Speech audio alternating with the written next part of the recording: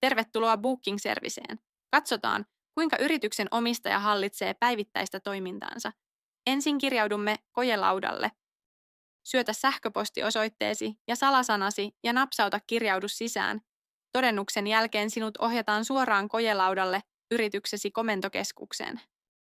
Kojelauta antaa välittömän yleiskuvan yrityksestäsi yhdellä silmäyksellä. Ylhäällä voit vaihtaa liikelaajuisen näkymän ja henkilökohtaisen aikataulusi välillä tästä kytkimestä. Liikkeen valitsin mahdollistaa useiden sijaintien hallinnan yhdeltä tililtä.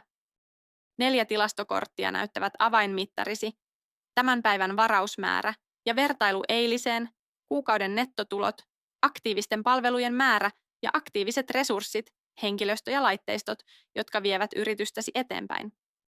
Tulevat tänään osio korostaa seuraavaa ajanvaraustasi, joten tiedät aina, kuka tulee seuraavaksi. Myöhemmät varaukset näkyvät alla kellonajalla, asiakkaan nimellä ja palvelutiedolla. Viimeisimmät varaukset näyttävät uusimmat varaukset asiakkaiden nimillä, varatuilla palveluilla, päivämäärillä ja tilalla on vahvistettu, odottaa tai peruttu. Voit siirtyä suoraan mihin tahansa varaukseen tarkastellaksesi tai muokataksesi sitä. Pikatoiminnot asettavat yleisimmät tehtävät yhden klikkauksen päähän. Luo uusi varaus, lisää uusi palvelu, lisää uusi resurssi tai estä aikaa itsellesi tai tiimillesi.